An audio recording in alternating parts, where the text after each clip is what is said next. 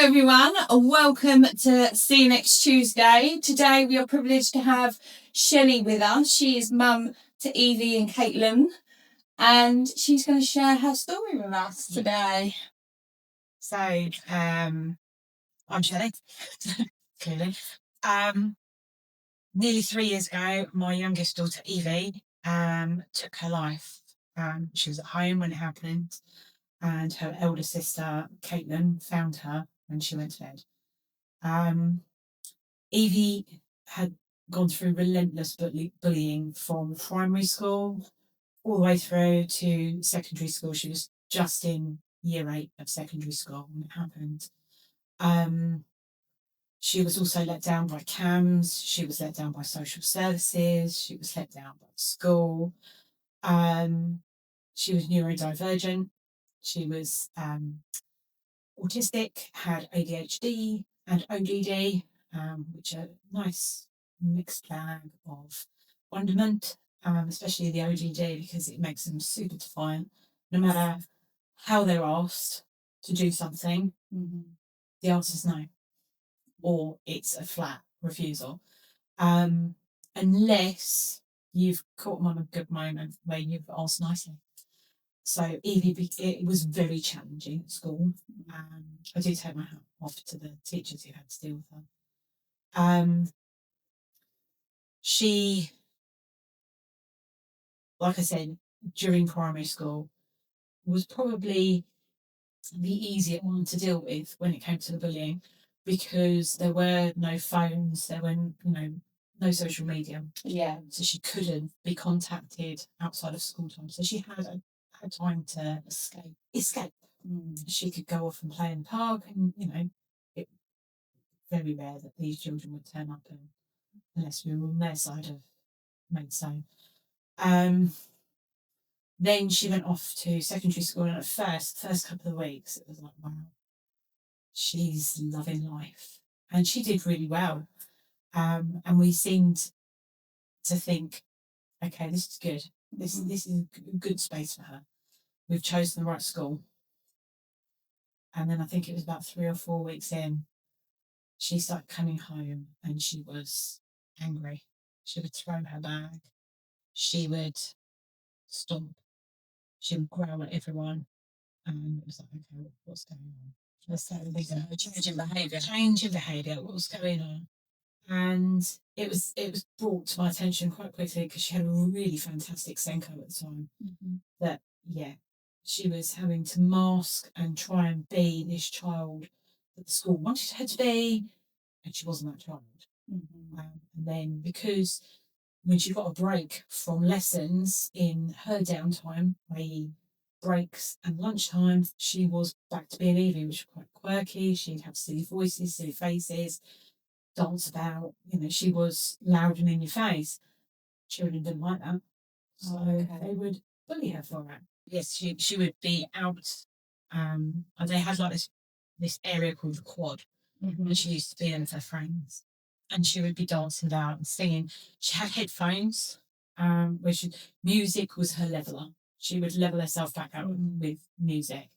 And part of her EHCP was that when she entered a classroom, the headphones, the phone, and her iPad, unless she needed it for lessons, were all taken away by the teacher.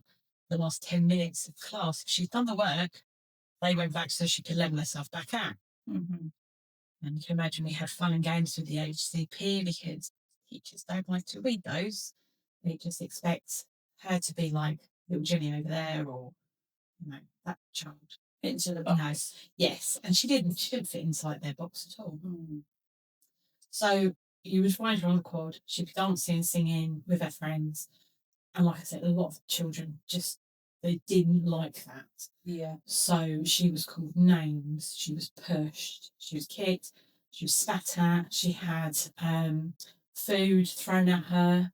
She came home one day and she'd got like cheese sauce in her hair. I was like, what the heck?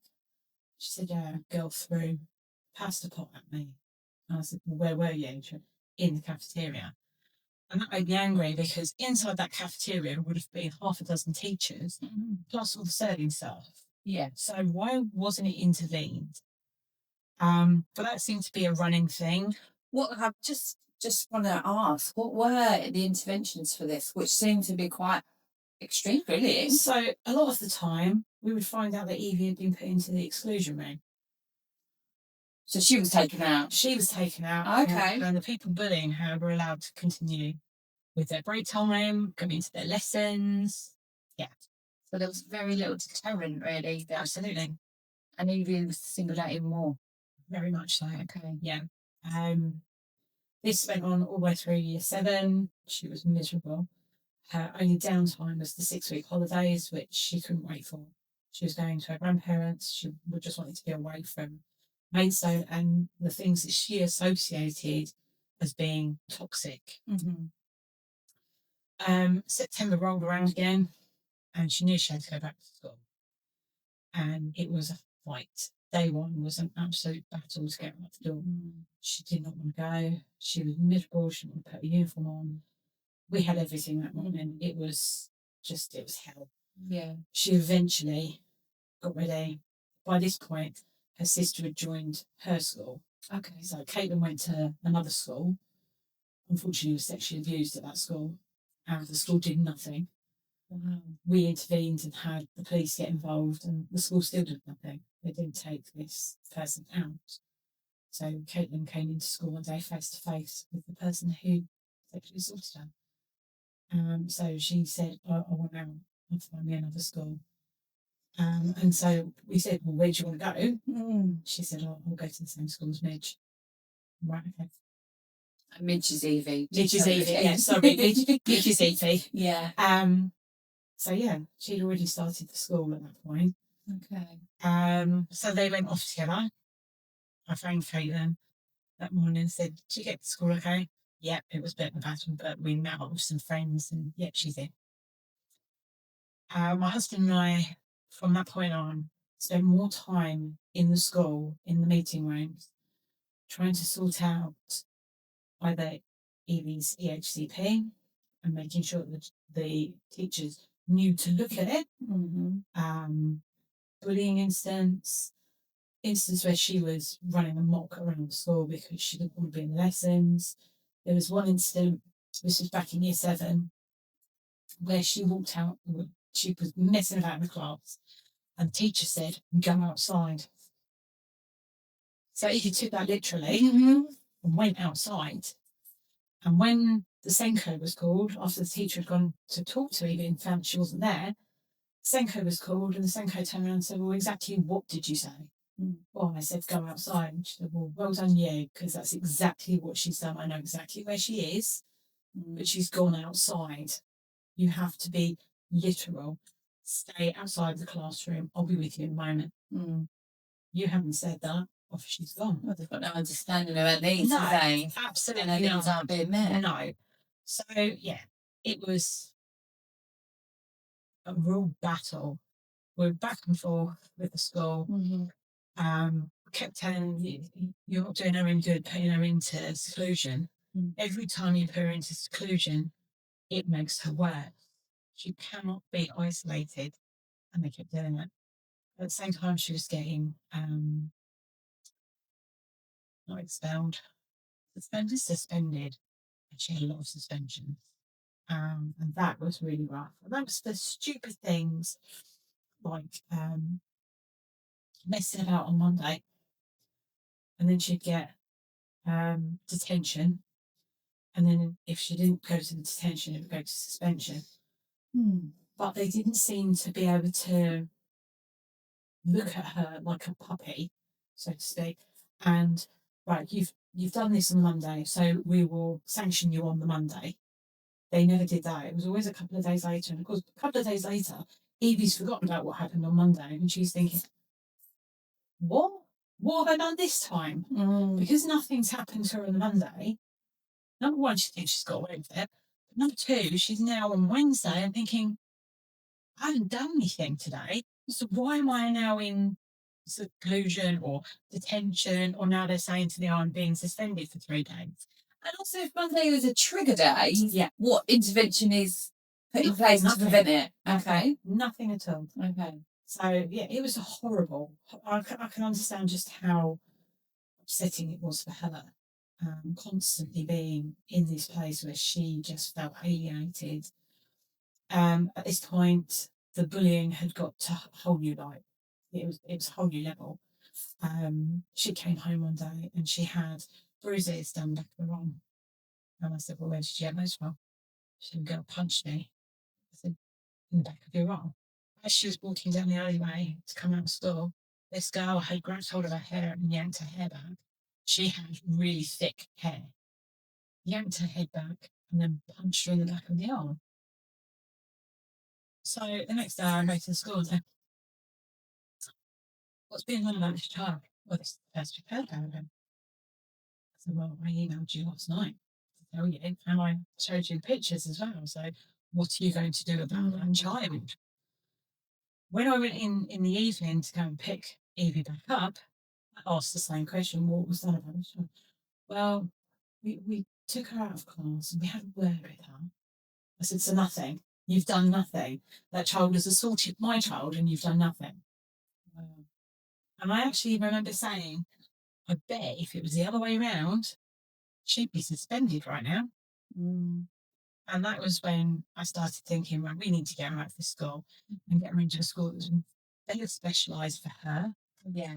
And we were lucky that the same coach she had in year 7 unfortunately had left, but her specialist area was neurodivergent children. And she'd gone to work at a specialist school. Okay. So, it was the case of, right, let's try and get her into this specialist school. It's all brand new and, let's see how we can do that. And that was where we were at the point that Eivie took her life. So we'd spoken to the school and they were going to see whether they had a place for her and see whether they could get her in to show her around. Unfortunately, too little too late. That's awful. What, just while we were on that subject, for the Senkos out there and for the mainstream schools, I know this is a problem from speaking to a lot of parents. Yeah. What would you say to them? And listen to the parents. We're not the experts. We don't have the qualifications, we don't have the, the certificates. But when it comes to that child, we're the experts. We know our own children. We know what works with our child. We know what doesn't work with our child because we have done everything. We have tried this and we tried that, and we've gone, okay, so that doesn't work. So let's try this. Oh, that works, right? Stick with that. Well, that's not working anymore. Try something else. Definitely. With a child like Eivie, if something was her idea or put to her as her idea, that was your winner. Yeah. Because she's thinking to herself, well, I came up with that, so I'm going to be the best at it and I'm going to do perfect work. But if it was, there's the work, get on with it, she wasn't going to do it. No. And she would just sit there, and she would draw in her book, or she would mess about, and that was problematic because then she becomes a distraction in class. Yeah. So I would say you need to listen to the parents more. The parents are actually your best friends in this. If you can get the parents on side, they will work with you and they will help you understand that child, because every single child is different. You can't put them all in this one size fits all box. It doesn't work. Completely agree. And it never worked for Eivie. She didn't understand things, but she wasn't ever going to go, I don't understand. And the education system as a whole, I think, for all children is like that, but especially, as you say, Eivie, with their neurodiversity. Yeah. Wow, so you were at the stage of looking at this new school, knew it wasn't working. Yeah. And then on Friday, the 10th of March, my husband had to go into the school. Eivie had been secluded for a couple of days, so she was going back for her entrance chat to say, right, okay, this is what's going to happen. And Chris brought up a couple of these examples of the HBP not being looked at and saying, well, you can write that one off because, that happened that day and you're trying to sanction her 2 days later. Yeah. It says in the HCP you can't do that. So you can't do that. We'll write that one off. You can't do this because you didn't take her stuff away from her. Yeah. That's not on her. That's on you. Yeah. You are meant to take her stuff from her. You didn't. That one goes. So he got rid of all these things and then was like, okay, are we done with this meeting? And they said, oh, yes. Go on then, Eivie, back to class. So off Eivie goes. Oh, okay. Everything's fine. She didn't have that bad a day at school. It was quite good. She came out of school with the boyfriend and Caitlin, some of Caitlin's friends, and they met Chris at Sainsbury's car park in town. And Chris brought Caitlin and Eivie home. It was about an hour, maybe a little bit more. Eivie had come in, went straight upstairs, got changed. She'd been messing about on her phone. Yeah. She came flying downstairs. She threw her phone and her iPad at Caitlin and said, I don't want these, keep them. Alarm bells start ringing then. So what's happened? So we sat her down and we were like, calm down. What's happened? You know, what's gone wrong? She then comes out with, this boy has said that I sent indecent images of him to all my friends on Snapchat. I've not sent anything. Caitlin's like, okay, let me have a look. Indecent images of Eivie or indecent images of the boy. Okay, right. At the time, I didn't know that this other child that was involved had actually backed him up already. I thought it was happening a little bit later on, but it happened at the time. Caitlin went through all of Midge's phone, photographs, deleted files. She did an in-depth search of that phone. I said, there's nothing here. So then this boy's messaging, and Caitlin's messaging him back as herself, off of Eivie's account, but as herself. This was all done on Snapchat. And Caitlin's saying to him, what the hell? You've accused my sister of something. She's not done it. Where'd you get off type of thing? And she was actually voice noting him, and they were on call at one point where she was shouting at him and calling him all the names under the sun. And Eivie could hear all of this because she was sat on the sofa, so she knew that her corner was being fought. Yeah. In the meantime, Chris and I are saying to her that, we will back you 1,000% if you've not done anything, but you need to be 110% straight plus now. Yeah. If you've sent something, we need to know. And I can remember saying that night, if you've done this, you've fucked your life up. This is it. No, there will be no going into the net, which is what she wanted to do. There will be no dog handling. You fucked your life up. This is your career over. Because this is serious. And she said, I've not done anything. Then I back you. I will back you. And Caitlin's still going backwards and forwards between these two children saying, there's nothing here. You liars. Stop. Yeah. It got to about 7:30, maybe 7:45. Now, Eivie had to have quite a structured bedtime because otherwise she didn't go to bed at a certain time. She wasn't going to sleep all night, and it didn't matter how much melatonin you put in her. It just, you could write that night off. So we were saying to her, okay, really think you should go to bed. Yep, okay. And the last thing Eivie said was, night, I love you. See you in the morning, Mum. And she went to bed. A couple of hours later, Caitlin went up. As she would. Caitlin went up later, so she went up. And she said she just stood there with her, seeing what she was seeing, but not, her brain wasn't making sense of what she was looking at. And she thought that Eivie was messing around. And then the scream, Mum, and I went, Jesus Christ. I went flying upstairs. I took one look at Eivie and I knew exactly, my child's dead. And it doesn't matter what I do, I can't bring her back. But we got her down. I started CPR. I used to be the first aider for Alresford Bulls, so I knew what I was doing. I could hear the call handler on the phone. Chris had got the call handler on the phone, and I could hear her saying 30 compression, 2 breaths, and I can remember saying, can you just fuck off and let me get on with it? And yeah, okay, maybe I shouldn't have been that harsh, but I'm trying to do something I know I can't do. but I've got to do it. I've got to save my child. Yeah. Then I heard the bang on the door downstairs, and you get that hope. Oh, they've got the insulin injections, they've got the defibrillator, they've got this, they've got an aeroplane on, a helicopter on standby. Yeah. They've got a doctor. I'm not a doctor, but they've got one. Yeah. And I was gently ushered down the stairs by one of the paramedics. She's like, "You've done really well. You've done really well. Let's take over." Chris stayed upstairs. Caden was downstairs. Caden was hysterical. And we had 3 armed police officers because they were the closest unit.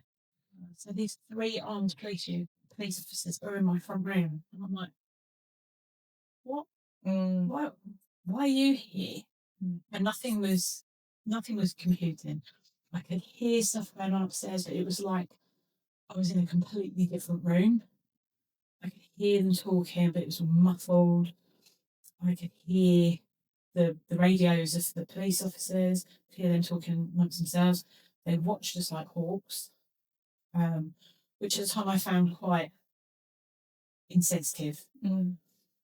But a friend of mine has explained it to me and said that they're not watching you to see if you're dodgy or anything like that. It was just in case you broke.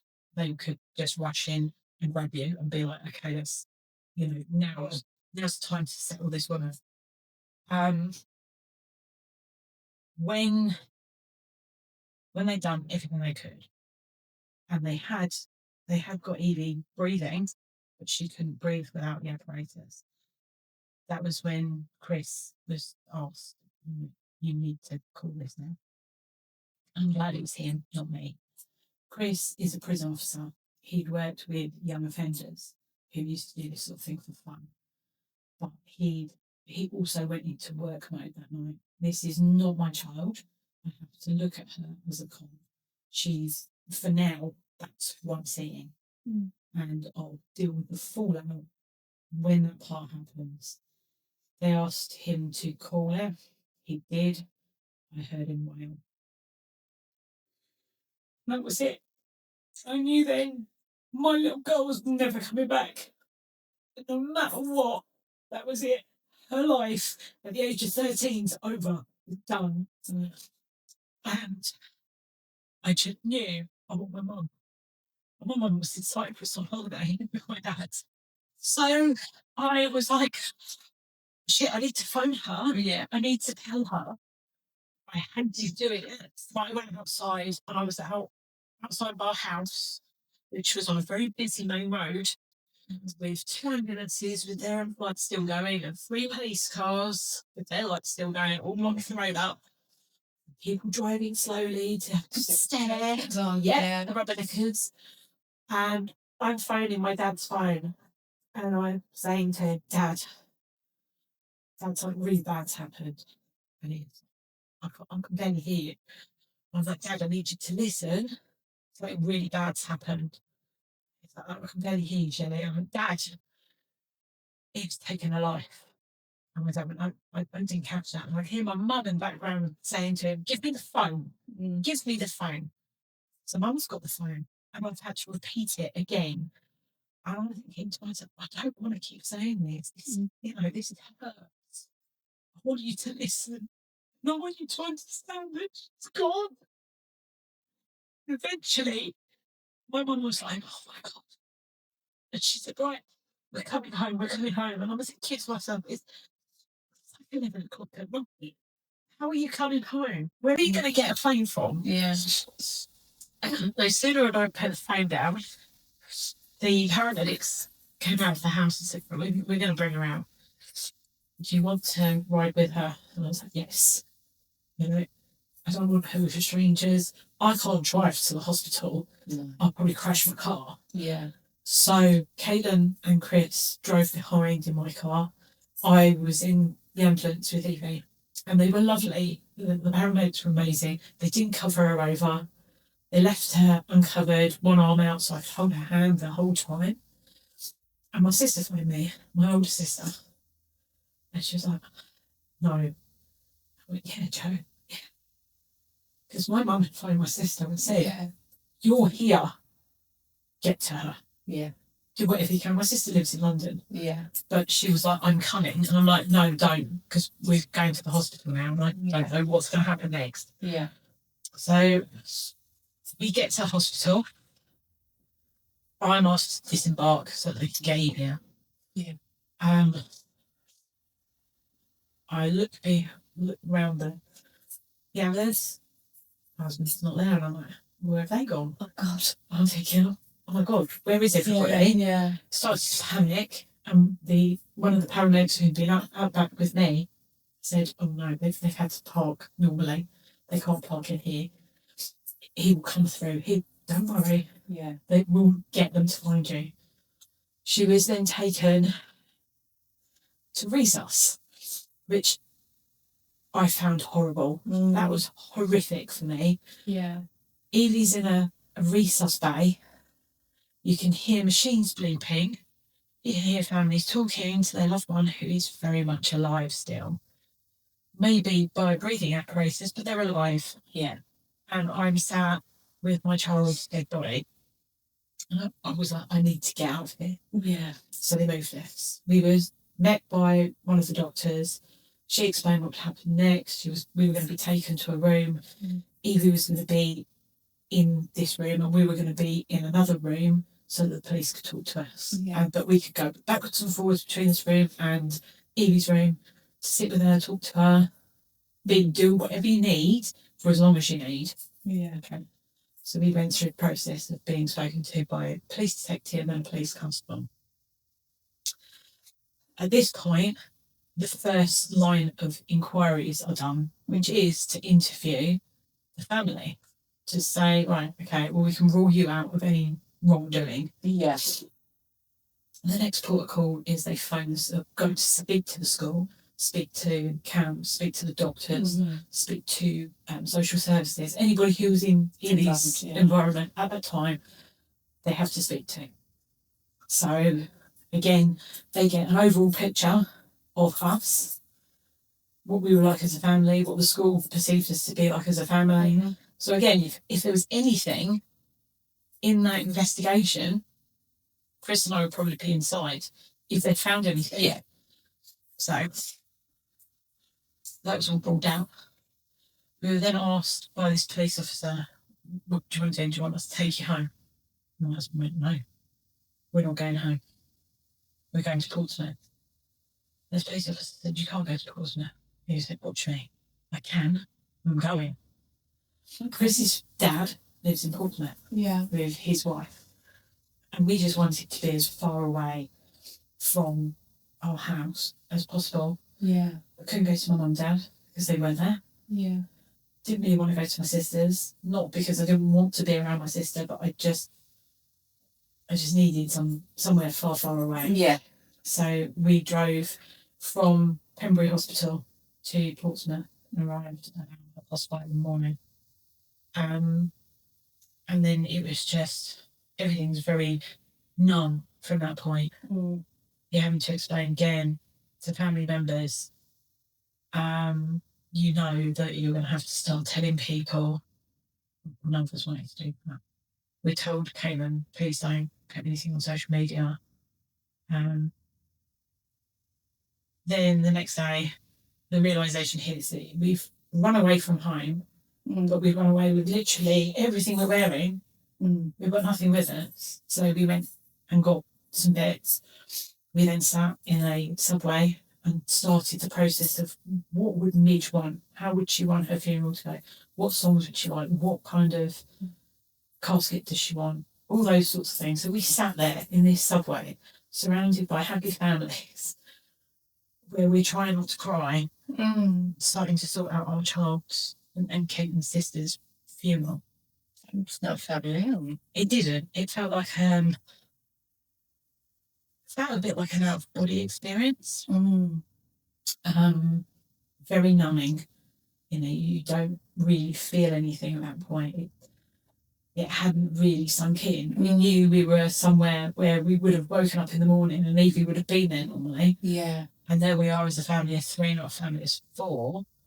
And I think Chris's dad and so we're finding it very, very difficult with us being there because again, normally would have been all of that. Yeah. Because it has a massive impact, isn't it? It's huge. It's a huge impact.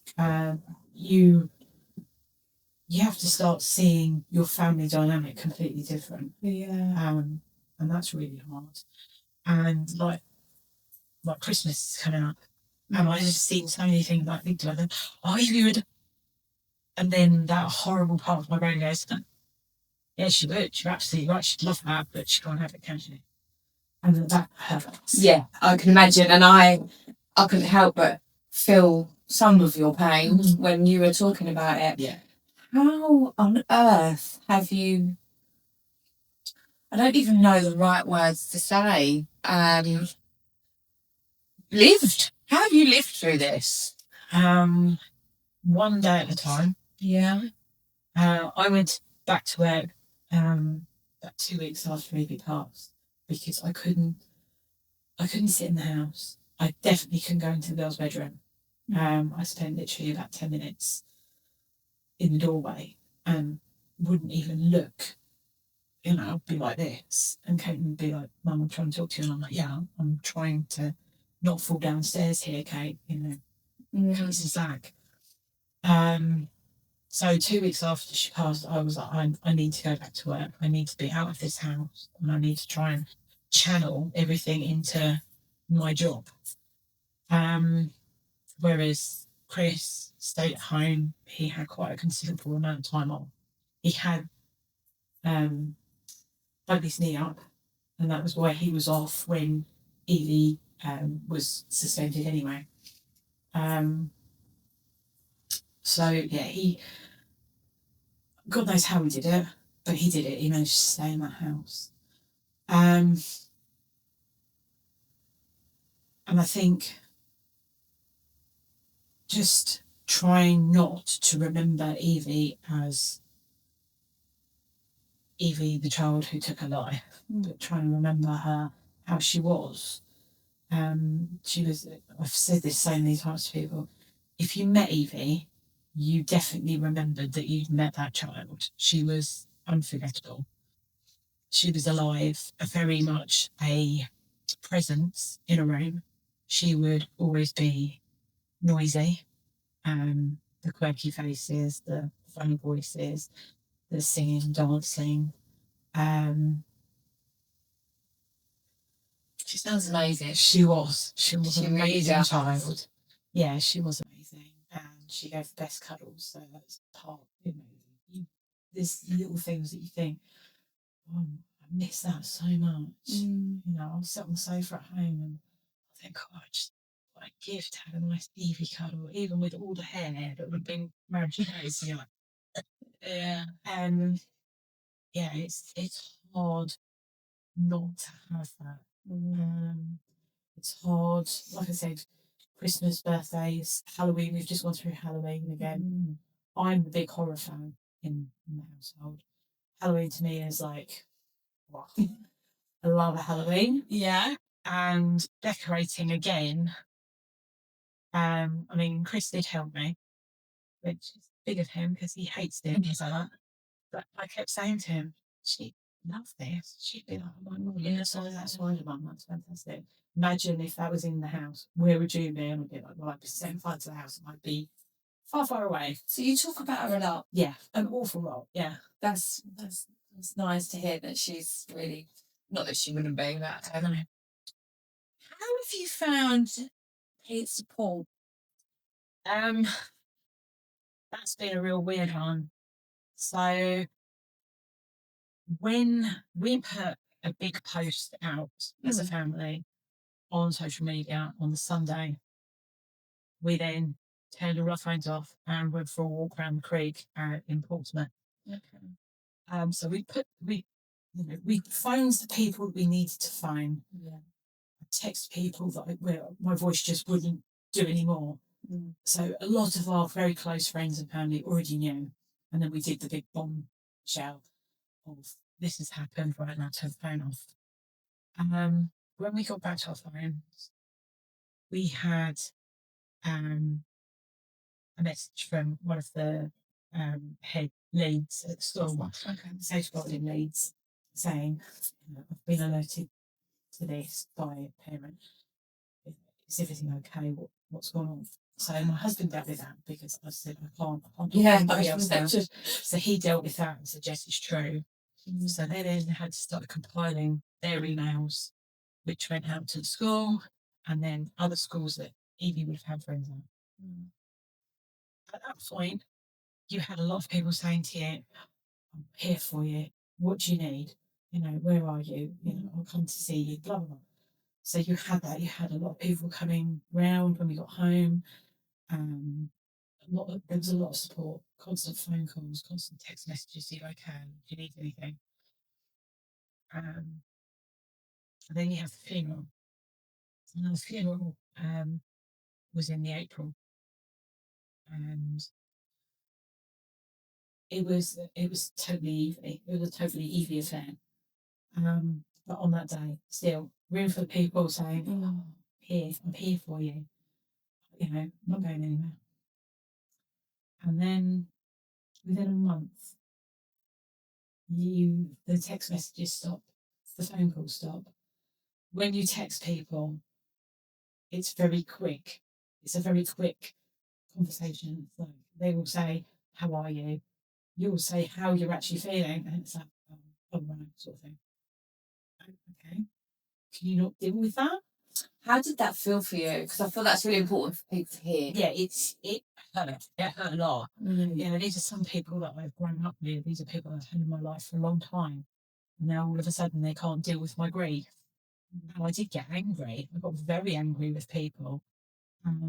You have a lot to be angry about. Yeah. Well, I couldn't understand what is it you can't get your head around. Yeah. How I'm feeling or how I'm making you feel. Because I'm not trying to make you feel guilty. I'm not trying to make you feel upset. I'm not trying to make you feel awkward. I'm just saying it as it is. You've asked me a question. I've been honest. You don't like my honesty. That's on you. Yeah. And it really did hurt. And I've lost quite a few friends who I thought I'd had in my life for forever, like you always do. And they've gone. To a certain extent, you get it with family as well. I remember saying to my mum, I will not have Eivie being the elephant in the room. When my brother passed, and my brother passed from cancer, when my brother passed, if you said Stuart's name, you got this. I'm not having that. I won't have you wince. I won't have you drawing breath when I say my daughter's name. I'll not have that. And it has happened a few times, and I've addressed it straight away. And yeah, it's I can't have that. No. She was too young to have to deal with all of this. She should never have had to go through what she went through and what she was put through. But I won't allow her to just be, I suppose, a statistic. Just a number. Eivie White, there she is, number, blah, blah, blah. That will do. That's her. No, she's not. She's way more than that. Oh, 100%. When you talk about what they didn't do, what did you really need from people? Because I think grief's quite a subject without taking your own life or otherwise. Like, what did you need from people? What would have helped you? Excuse the phrase, but back up your bullshit. If you say to someone, I'll be there for you, be there. Don't drop them. Don't ghost them. That is the worst thing you can do to someone who's grieving. We already have this mindset of questioning everything we do. Every conversation, we play it back. Did I say something wrong? Oh my God, you play everything. Every text message, you reread them and think, oh God, how did that come across? So if you're going to say to somebody who's grieving, I'll be there for you, be there for them. Don't walk away. However hard you find it, however tough it is, however awkward you find the situation, that's nothing compared to what that person's going through. And that is day in, day out, minute by minute, second by second. there's no escape. There is no escape from it. No. Whereas you can have a conversation with someone for an hour and then go, about your life, really, can't you? And don't be afraid to bring up that person's person. You know, don't be afraid to say Eivie's name to me. Yeah. And I'm not going to burst into tears. I love hearing other people talk about her. Some of the girls that she played rugby with, when they talk about her, it's like they've kept her alive. For her birthday last year, we all met up where her ashes are interred. And we had a cake and there were quite a few people up there. It was lovely. It's hearing stories of, what she was like, which, a lot of the time I was there, so I knew what she was like. Yeah. But they would say, you definitely knew when she did not want to play or did not want to train. It was like, that was evident. Yeah. She'd just bugger off back into the clubhouse and you'd be like, oh, we'll stay out in the cold, it's all right. You just go and sit and have yourself a cup of tea. And some would say, that KODD, but also maybe she just got really good boundaries. Actually, no, that's not for me, I'm all right. She had fallen out of love with the game a bit. Yeah. I was first aiding for the team, so I had to beat them anyway. And I must admit, I did put a bit of pressure on her and say, well, come on, I've got to go. So come on. Even if you just sit and chat to the girls, at least you're there. Yeah. And then matches, we're pretty much a no-go. We turn up and it would be like, she's just not ready. So, cut your losses. But she showed up. She showed up, yeah. She would be there. And we spoke earlier about things that you really don't like hearing. Can you share something with everyone? Yes. So my biggest ick is you're so strong. I hate that with a passion. It's not a strength that I want. I'm not a strong man or anything like that. I don't bodybuild. It is just something. It's a coping mechanism you have to use. You have to just keep putting one foot in front of the other. If you don't, then your fate is sealed. You will end up the same way. So it's not strength. It's just we have no choice. We have to keep moving forward. Like a survival. Yeah, it's a survival thing. I've got another child. I've got a husband. I've got family who adore me. I've got friends. I can't just. And believe me, I've been to that point. I have been at the edge of the cliff, asking the question, do I carry on driving? I thought about throwing myself out of the car on the motorway. So I've been to that rock bottom point of this is it. I'm going to do it. I can't be here anymore. I can't take this pain. Yeah.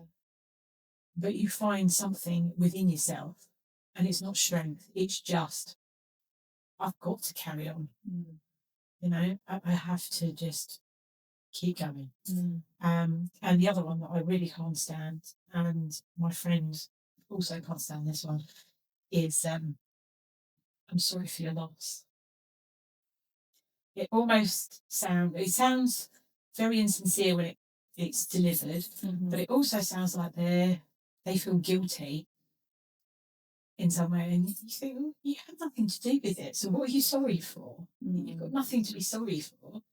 But also I don't know how else you deliver that. No, and we spoke about that. Yeah, didn't we? How do you say without saying, I'm sorry for your loss?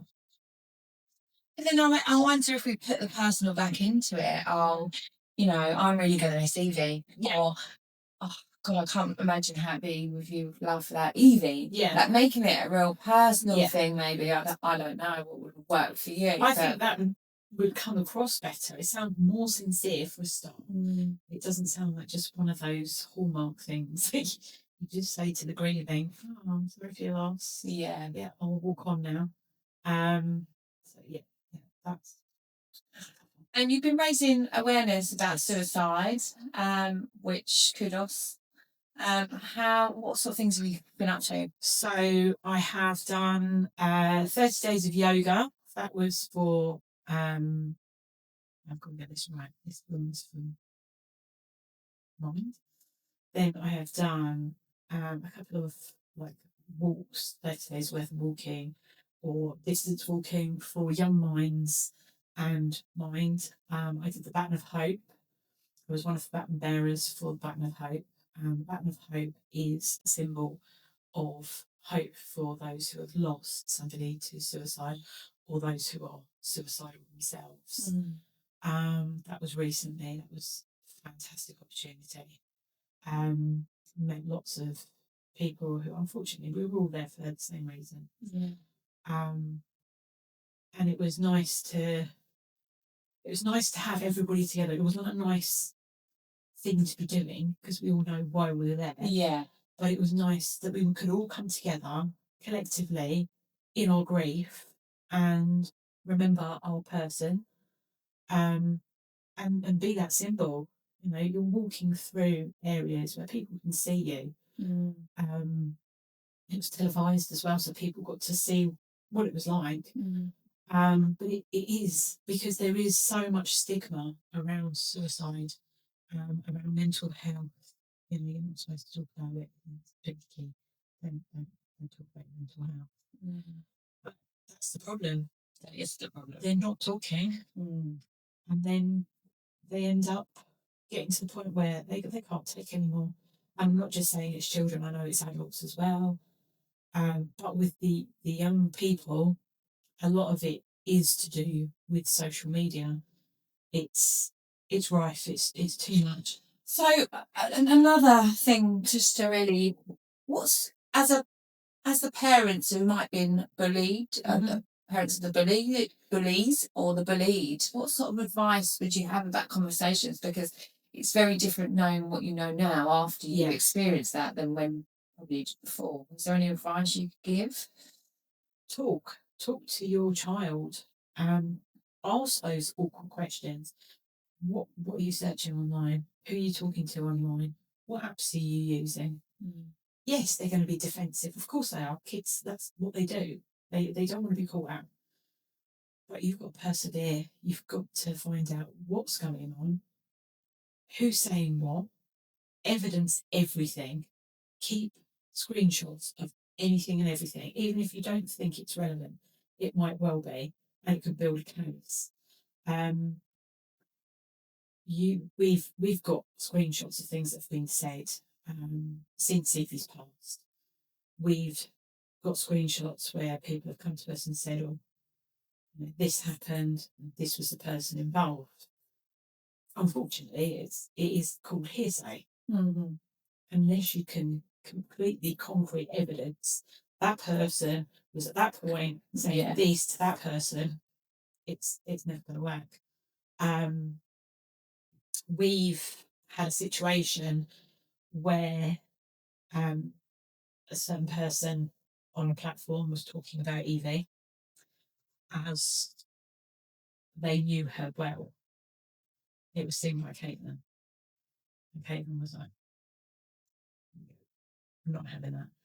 So Caitlin made a video, but all it was a soundbite saying, "Can I speak my truth again?" It had no reference to this person whatsoever.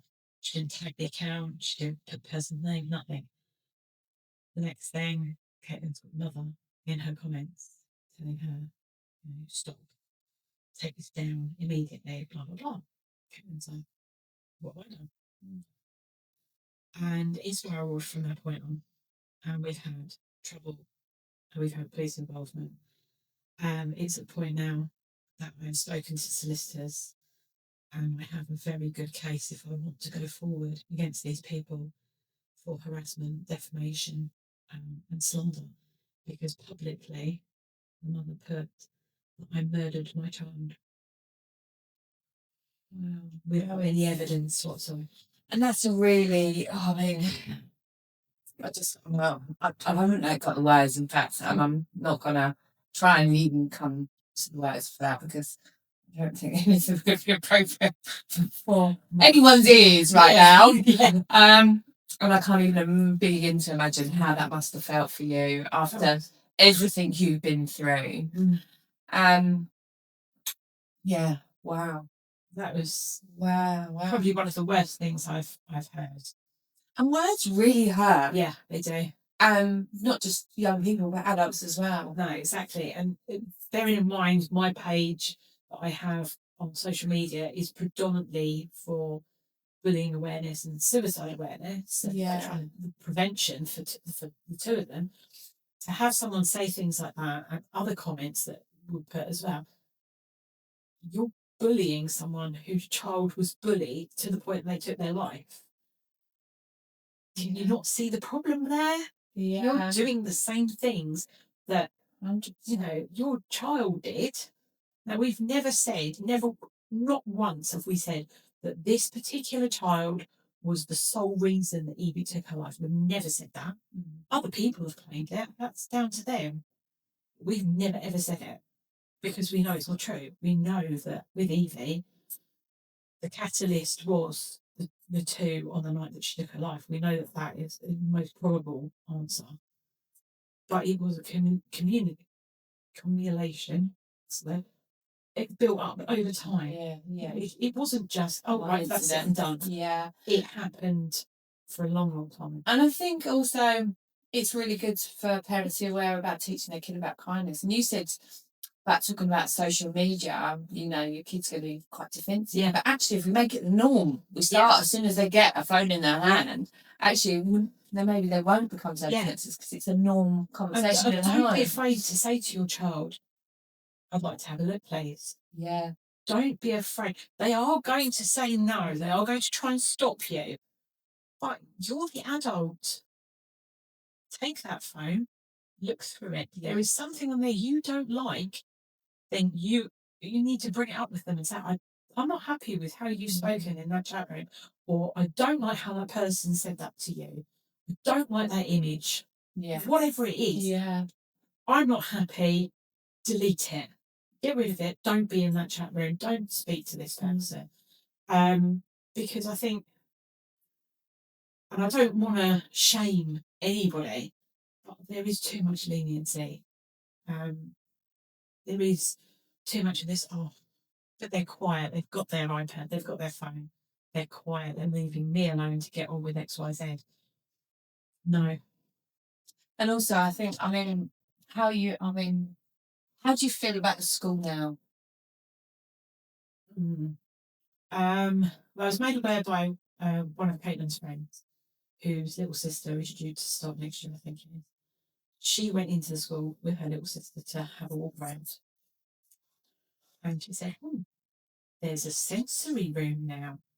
And I almost lost my mind because I said, nearly 3 years ago, you need to have a room that is designed around neurodivergent children, something to help them calm down, somewhere for them to go that is calming, has fidget toys, anything to just help them decompress, because you're putting a lot of pressure on them. This is secondary school.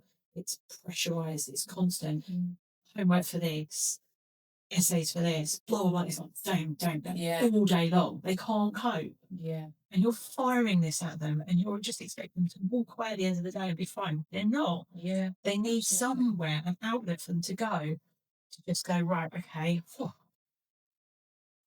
I need to have 5-10 minutes of just downtime. And they've got this place now. So that was a real stinger. Positive, bittersweet. Yeah, it really was. I understand it's great, and I applaud them for finally doing it. But what was wrong with doing it nearly 3 years ago? What was wrong with actually listening to us 3 years ago? What was wrong with looking at her EHCP before lessons? And it's legal and binding document, isn't it? It is. But yeah, it does get a bit slow up. Yeah. Look at it. Yeah. And if you're not sure of something, ask the Senko. That's what they're there for. Yeah, 100%. 100%. Why are these things not being done? And I know parents now who are still fighting for EHCP, 5-6 years on. Yeah. Gosh. It is. It needs to change. It does need to change. And these children are thrown into mainstream schools without any HCP, and they are literally left. And I just wonder, we've totally gone off subject, but if education as a whole needs to be looked at. 100%. We are. Yeah. It's not working. it's archaic. Mm. You know, it may have worked for you and I when we were at school. Did it? Really? I mean, when was the last time you used algebra? Exactly. Never. I just had to shoot the socks off. There we go. Yeah. But yeah, it's like I said, it's a one size box fits all. It doesn't. No, it really doesn't. It really doesn't. Some children learn by reading from a textbook. Mm-hmm. Good for them. Some children learn, like I do, hands on. Yeah, you do. So you need to adapt the classes for all children, not just the ones that are typical.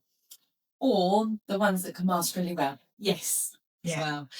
Wow. Well, your story is inspiring. Eivie sounds phenomenal, and I just all I can say is thank you for raising that awareness, coming on to speak to us today. I have this chance. I couldn't, I just can't imagine, and my tears have flown as well today. Yeah. Because, but I think you're doing an amazing job, one day at a time. Yeah. And if you do anything in the future that you want to come in and talk about, or you want to come and revisit us, I just think you're phenomenal. Thank you ever so much, and your family too, and just Eivie. Thank you very much. All right. Thanks for watching, guys. Look after yourself. That's quite intense emotions running there. So we will see you next Tuesday.